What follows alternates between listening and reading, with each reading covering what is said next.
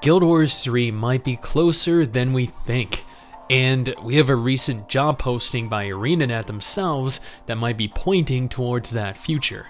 The Guild Wars intellectual property has been a gargantuan success for ArenaNet.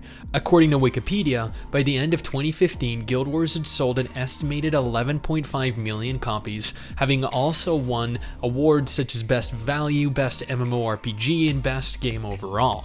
Guild Wars helped shape the entire MMO scene, being one of the first to adopt a business model not based on monthly subscription fees, while offering players a completely different type of gameplay in the form of hubs and instances. And while its successor, Guild Wars 2, is a drastic departure to its predecessor, it has earned itself even higher acclaim and popularity since launching back in 2012. Before we go any further, I just want to take a moment here to thank all of the absolute chads and chadettes that support this channel via Patreon. You're all freaking legends. Seriously, each and every single one of you. I would offer to give each of you a kiss, but I suffer from severe intimacy issues. Additionally, if you want to stay up to date with all the latest MMO gacha and gaming news, take a second here to follow MRSSTIX and I over on Twitter. We tweet daily. Over the years, Guild Wars 2 has achieved quite a sizable number of milestones. However, between 2017 and 2022, a 5-year period where no expansions dropped, the game was in a slow but very noticeable state of decline. That was reversed after End of Dragon's launch, thankfully, but how long can you rely on a single title to sustain your entire studio? Which is where a recent job posting from ArenaNet has left fans of the MMO intrigued. If you navigate on over to their job posting, you'll see that they are looking for a senior technical content designer for a currently undisclosed, unannounced project. There are several key parts of this job posting that I want to bring your attention towards. 1. In their opening paragraph, they go on to state the online role-playing game will be evolving. Immediately, we're aware that the game they're working on is going to be an online RPG. Guild Wars 2 is classified as an MMO, but if you take a look at other online RPGs released recently or releasing in the near future, you'll see the likes of Lost Ark, Phantasy Star Online 2, Blue Protocol, which are all games that are largely considered to be MMOs. Regardless of the type of game this turns out to be, one thing is certain: this is not your normal single-player offline game. Next is their statement: our studio strives to build both breathtaking narratives and a deeply interactive world.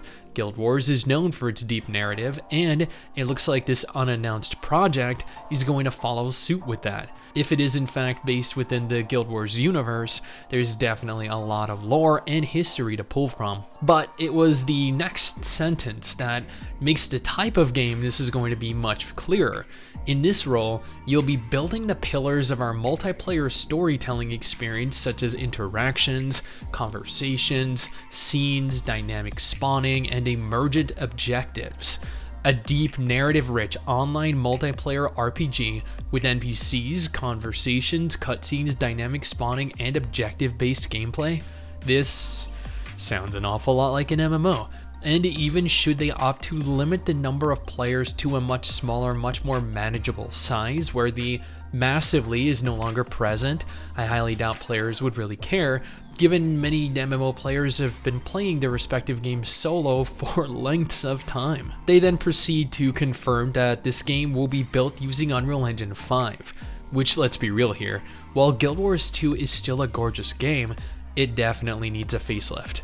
So if Guild Wars 3 can bring an entirely new updated aesthetic, it'll be for the best, trust me. Now, one thing that did catch my attention, one that I hope that I'm wrong about, is this: make multi-platform design considerations with respect to the advantages and challenges of each one.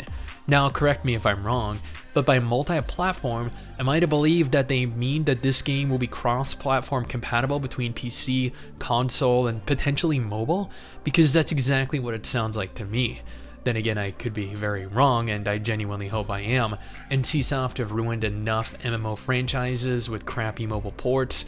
Lineage, Ion, Blade and Soul, we do not need them ruining Guild Wars as well. Next, leave your mark on big ideas for an established online fantasy IP by joining a well-funded project in pre-production. I mean, let's be real here, an established online fantasy IP, I don't know which projects ArenaNet are actively working on and which intellectual properties they have direct access to develop, but if that is not suggesting a future title in the Guild Wars IP, I don't know what is. Interestingly enough, it seems that this project is going to be mostly handled online.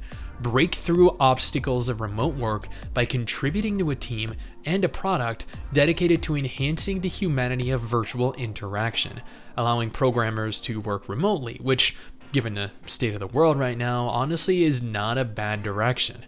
All in all, this could very well be me reaching, but at the same time, we cannot say with any type of certainty that it is not pertaining to a Guild Wars 3, right? Maybe a Guild Wars spin-off on multiple platforms. Maybe it'll be a smaller scale multiplayer game like V Rising. I guess only time will tell, and all we can currently do is speculate.